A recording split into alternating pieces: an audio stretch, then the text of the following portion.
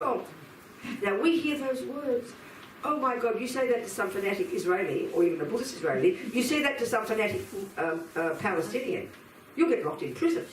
That's a monstrous thing to say. He said, what do you mean angry, Robina? It's our own fault. All he meant is ordinary language for saying, well, you know, karma's the law that runs the universe, and whatever comes around goes around, or whatever the casual way we think. So it's a massive worldview. But you remember, you see, it's got to include happiness as well. We're talking about the suffering here. And you see, we don't pay any attention to happiness. So right now, in this room, do you accept for the 2 whole days we've been here, except for my loud voice, it's been quite a pleasant experience, right? No one's beating us or torturing us, no one's stealing from us, the food's been relatively delicious, the bed's been comfy. Do we accept all this?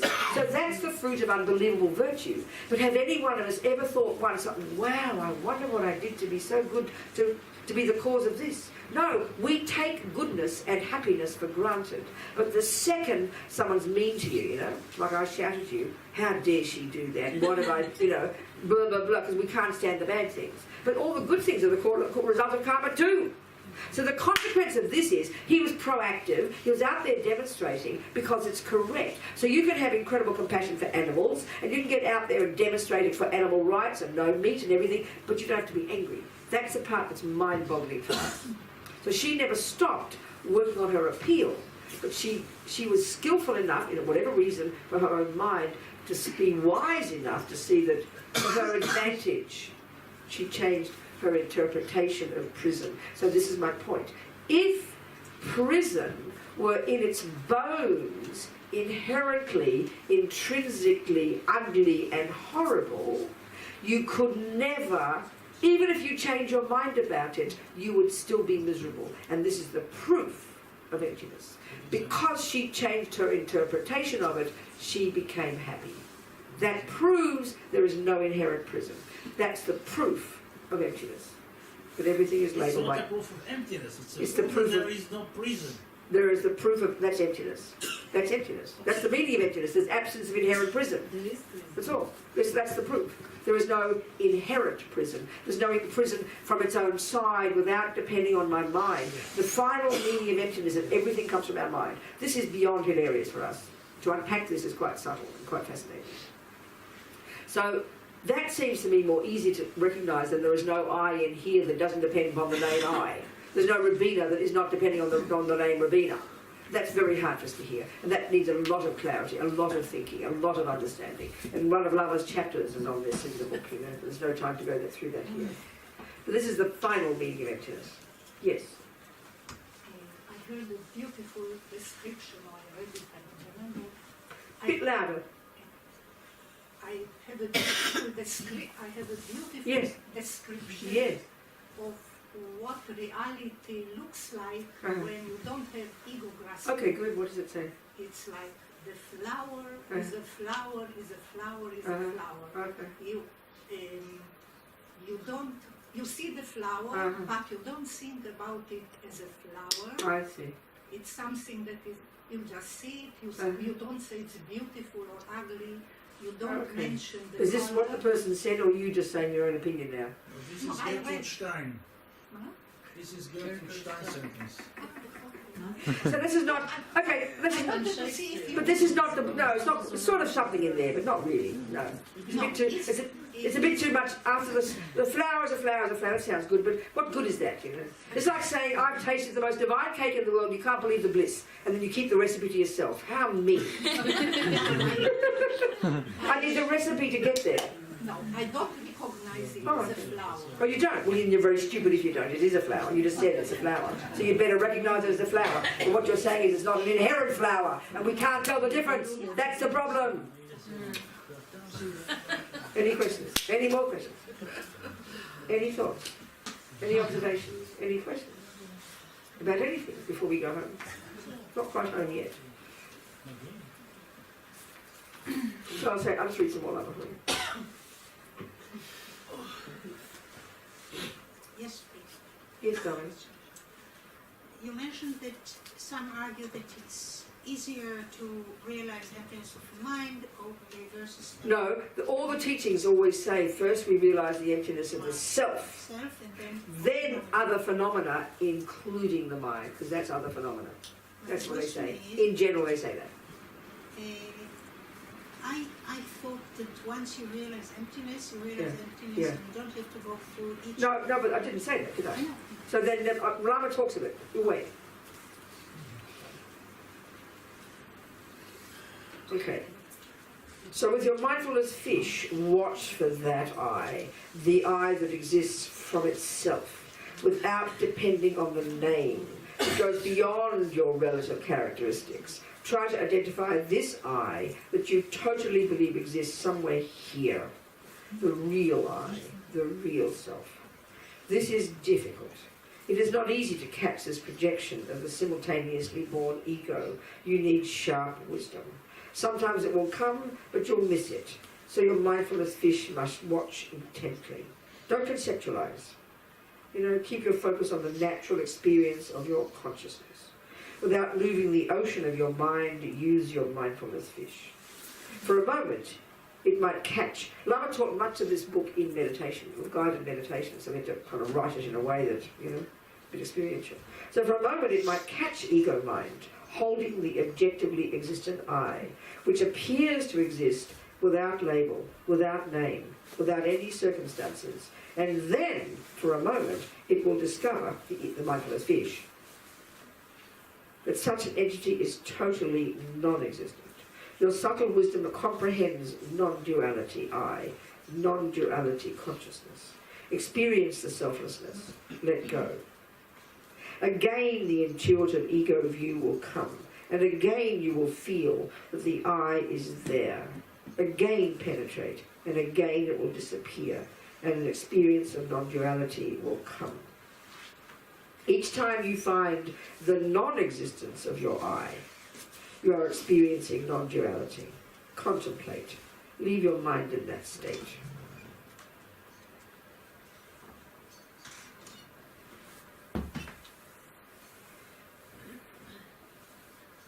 Again, your mindfulness fish watches intently, checking how ego mind holds the self, this deepest nature, this concrete, unconnected, solid entity, somewhere deep inside. This time, the intuitive mindfulness fish captures ego's concept. And then it discovers that the I that appears to exist from itself, without depending on anything, not one dependent particle, does not exist as it appears, is totally non-existent within any phenomenon, internally or externally. The view of the simultaneously born ego that holds such a projection of ego, the concept of I, the fantasy that you've built up, dissolves. You, the seeker, and the thing being sought, dissolve. Subject and object dissolve. As Panchalama says, when you do not find even an atom of the equipoise, concentration, and the practitioner who enters equipoise, sustain a space-like equipoise, single-pointedly and without distractions. That is the experience. You might be scared. This is a natural reaction. For so long you have believed in this projection of ego, this simultaneously born ego, this built-up fantasy. So when it dissolves, of course fear will come. But don't be afraid. It's conventional. Leave it. Let go. Experience this non-subjective, non-objective state of consciousness. So Lama says, when you're practicing this, and you get flashes sometimes of fear, people have that in meditation. That's why if you don't know what you're doing, if you don't have some semblance of intelligent background of Buddha's views, because the mind is so powerful, we've all got all kinds of karma, many people go completely crazy. Because they have no idea what they're doing. And they make up their insane fantasy, what they think reality is, Really, people literally go mad. As Lama says here. Later, never mind, anyway. So, Lama Zopa says, when you are practicing and you know what you're doing, and the fear comes, he says, you do not resist the fear. Because that kind of creates obstacles to actually realise emptiness. Because you'll never disappear. There is nothing to be afraid of. Literally, when you know that confidently, you can never disappear.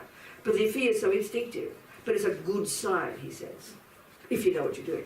Every fear is necessary because you just grasp more.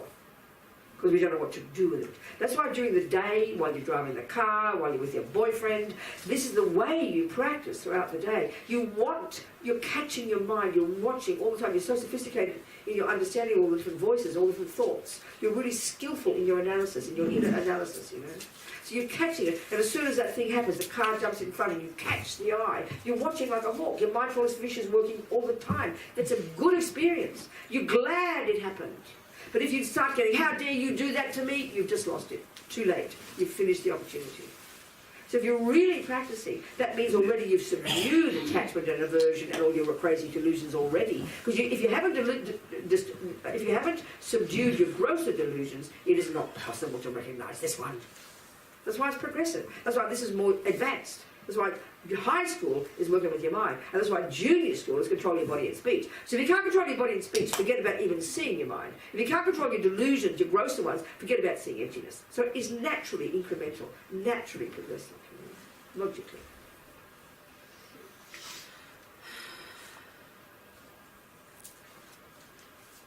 So even with the most precise introspective wisdom, seeking the I in every atom of our body, in every atom of our mind, or separate from the mind and body, we will discover just how difficult it is to recognize the self-entity that ego is holding.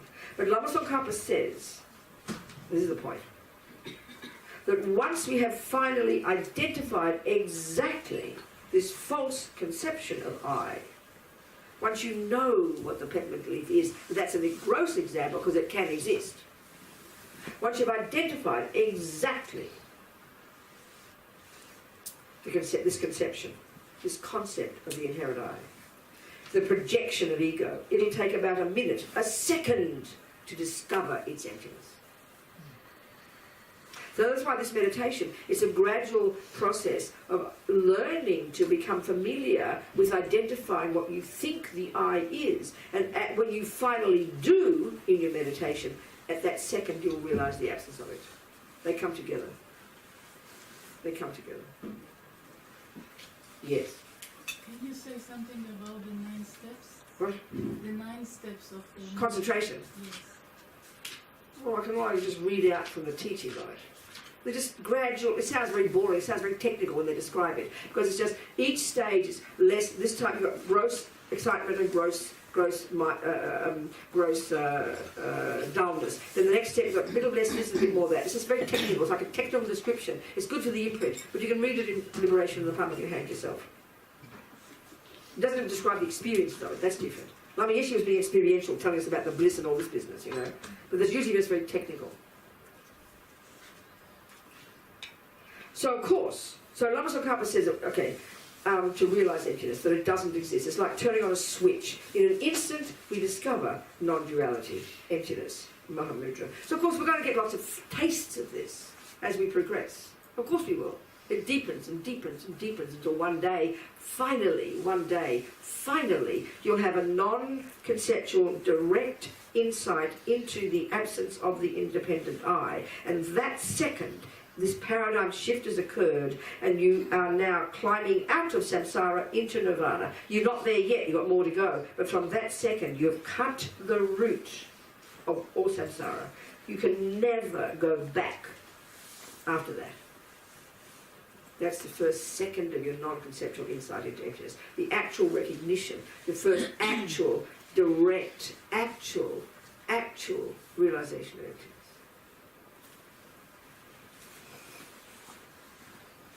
Of course, this is only possible through concentration, meditation. From having accomplished concentration, not just doing it, but having accomplished the 9 stages of shamatha. Impossible without it. Okay, you hear stories of the great yogis that through devotion they have realizations. That's different. They're exceptions. They're highly evolved beings who've done so much work in the past. They come like fully realized practically into this life. That's different. But they've still done the work in the past. Sorry, did you say there are people who say that they have got to this realization? Countless people have really realized, but of course they have. Since the Buddha, probably millions. Of course they have. Probably, of course they have. They said they have, or we think they have? Sweetheart, we're talking about a vast, complicated, complex system that thousands, if not millions of people have been practicing over all these centuries. And then all these great masters are now teaching. So it goes without saying they've realised it. That's why they're teaching it. That's why they're doing it. There are all these highly evolved beings who've realised it. But no one runs around saying it. Oh, I've realised emptiness, to put a plaque up. No. That's why the Dalai Lama always insists he's an ordinary person. He would never say he's a Buddha in a million years. So we've got this much more subtle. You don't just get a certificate if you realise emptiness. It's harder to prove it for other people because they've got this humility. So you have to use all sorts of other ways of recognising that they have, Like what? by having confidence in the teachings, by checking up on the teachers, by listening to that teacher and knowing what that teaches about that one. They're all very humble, it's quite complicated, it's quite subtle, it's quite interesting. Yeah. And then also when you have personal relationships with some of these teachers, you know from their advice, you can tell that they're clairvoyant. That's clairvoyant alone. And from their teachings, like all the main teachers in the Tibetan tradition will say Dalai Lama's a Buddha. I can't tell you that.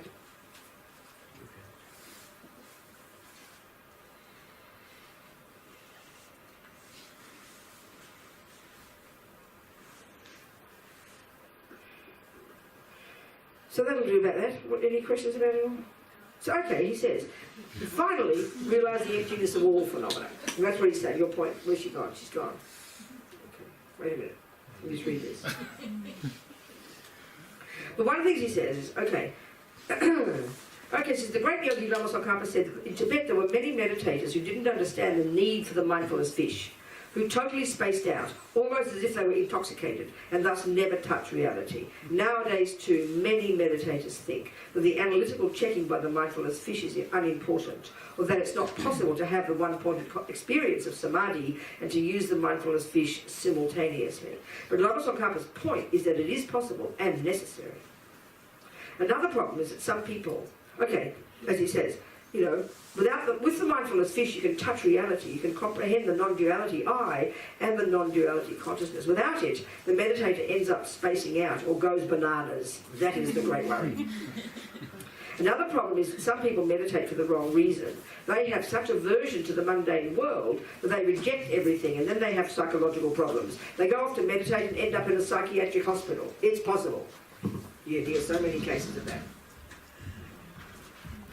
So this is the thing too. Experience in meditation doesn't contradict conventional reality.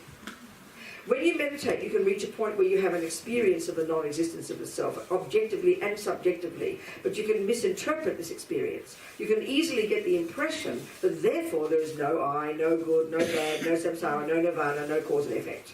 In your daily life, you are so wrapped up in the relative mind, the grosser levels of mind, the conventional mind, that just naturally you think that everything is really existing, like in the supermarket, all those existing things. And then in meditation, this egocentric I gets a taste of the non-existence of itself, and you have an emptiness experience. No convention, no nirvana, no samsara. You can easily become nihilistic because of this meditation experience. You think it contradicts relative reality, and therefore nothing exists. But having the experience of non-duality in your meditation doesn't mean that conventionally there is no self or anything else. There is. Cause and effect do exist. The Four Noble Truths do exist. So in other words, the whole point is to, from experience, first intellectually and then experientially, know what it means, that statement. Because in reality, with the two truths, not only does there is an I, dependent arising I, not contradict, there is no inherent I, not only do they not contradict, they actually mean the same thing. But we can't hear that. And that's why the biggest danger is when we hear emptiness, we hear nothingness. When we hear dependent arising, that there is of this and is of that, we then overstate it and go, oh, grasp, there must be something. So we can't even hear intellectually the meaning. There is no I from its own side, not one atom, but there is a conventional I that's dependent arising. When we hear that, we hear nothing. When we hear this, we hear something. And this is the tricky part. We're not hearing it properly. It's way more subtle and nuanced than that. And it's not just tricky language, it's literal. So that only comes from experience and study and analysis and practice. And we start to hear it intellectually, then of course eventually experientially. Because as Lama Yeshe says, dependent arising, conventional reality, is the king of logics to prove emptiness. We cannot hear. Huh? We cannot hear. You are not listening. I'm shouting, I can't say more. Dependent arising is the king of logics to prove emptiness. If something is dependent arising, it is empty of being independent. If something is empty of being independent, it's necessarily dependent. It's pretty, it's obvious. Dependent is opposite to independent. So dependent arising is how everything exists conventionally, which means it's empty of being independent. So it's obvious, the words are clear. But not obvious to us, so we have to think about it. To squeeze our brains. And then, the point that Lama's making about Mahamudra is so special because the mind itself is so special. And when we can begin to subdue it a little bit and begin to focus on it, then you can have extraordinary experiences that can, he says, it's like you have an experience of non-duality, of Mahamudra. It isn't a Mahamudra, but it's tasty. It can help. It's really tasty. That's why they say Mahamudra is so special. So we can try it. Get Lama's book, follow the instructions, go to classes, and try it. But go know what you're doing.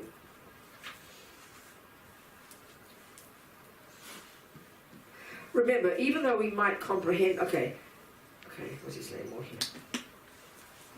So when you stop your when you meditate, you can reach a point when you have an experience of the non-existence of the self, objectively and subjectively. But you can misinterpret, I said all that. So now, there is cause and effect, there is an I, there is the Four Noble Truths.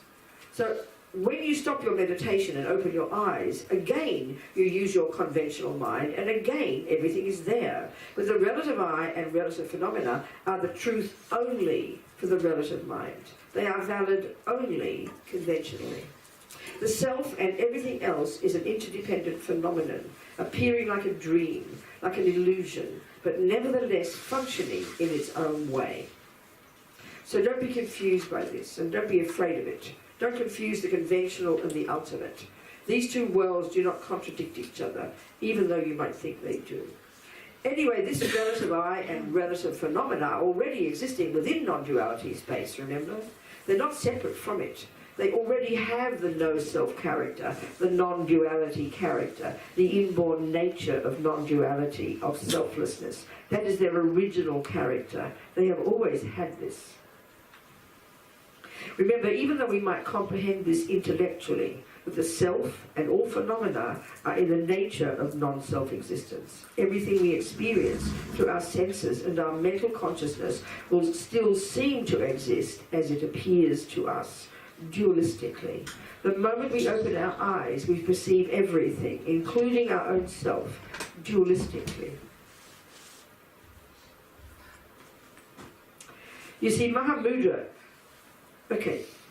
he quotes Panchen Lama, whenever you investigate in great detail the way any object of the 6 types of consciousness appears, the way it exists, e.g., will dawn nakedly and vividly. And then he tells us to recognize whatever arises in our mind. In brief, do not grasp at whatever objects appear, such as your mind and so on, and always sustain, with certainty, the way they exist. With such understanding, all phenomena in samsara and nirvana are united in a single essence. You see, Mahamudra describes the universal reality of all existent phenomena, not just the self. But in the beginning, it's not important to describe the non-self existence of external things. First, we need to experience it in relation to ourself. We need to eliminate the concept of ego, this unrealistic entity that has never existed in the past, doesn't exist now, and will never exist in the future. Once we've achieved that realization, experiencing the emptiness of everything else is easy. Having discovered the non-duality of our own self, we will discover the non-duality of the entire universe. Panchen Lama quotes the great Aryadeva, whoever sees one entity sees all entities. Whatever is the emptiness of one is the emptiness of all. Okay, you practically had half the book. That'll do on that, I think. So it's 4:15. What do you want to talk about now? Any questions? Yes. About the root text. The root text, yes. Panchen Lama's text, yes. And Panchen Lama, what is, according to the root text, from the lineage of the Gelugpa, or This is the Kagyu Gelugpa lineage. because as much as I know, the source is Tilopa to Naropa, the Gangas Mahamudra. That's right. So this is We'll go the, back to them, yeah. okay. This is the root text.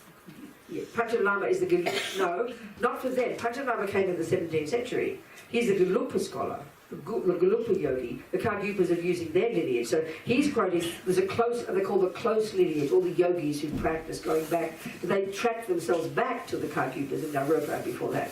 Yeah, but the text is Panchen Lama's text in the 17th century, the one that we use in the Gelugpas. And the root text is in the book that Yeah. will be published. Yes, well, yeah, that's right. Yeah. Until we realize emptiness directly, is it all conceptual? Yeah, of course, by definition, yes. It's only when we've accessed a subtle level of our mind in meditation that we can have the non-conceptual realization of emptiness is by definition the realization. Until then it's conceptual. And is it beneficial? Oh, well, what do you think? I think so. Guess what? Learning the recipe of a cake is not beneficial before you make the cake, dear. It's a necessity, for God's sake. Do you hear? Right. Oh. So conceptual is the stepping stone. So this is the point, these two methods. The one classic one, listen, think about it, realize it. This other one, Mahamudra, is go straight to meditation and experience it and then explain it. Do you understand? So we've done both this weekend. Any other questions? Yes, we have. About karma? Okay, Yes, karma back to of karma. gods. Of course, I'm very happy. Go, go, go. Okay.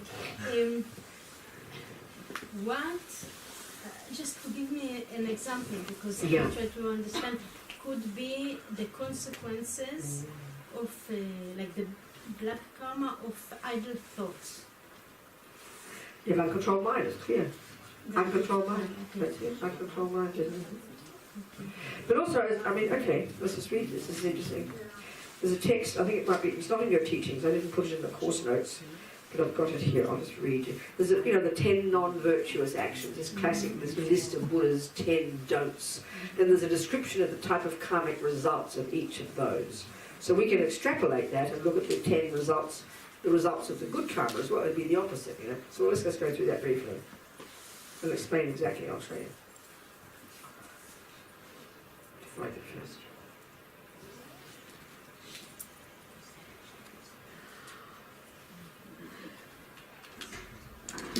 Okay.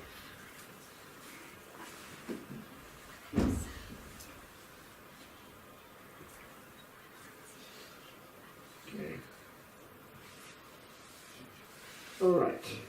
So, like I said before, there are four, I like to call it like 4 tracks of karma. The 4 ways that our actions in the present, positive or negative, can ripen in the future. So, the first one is called the fully ripened result, which is a type of rebirth.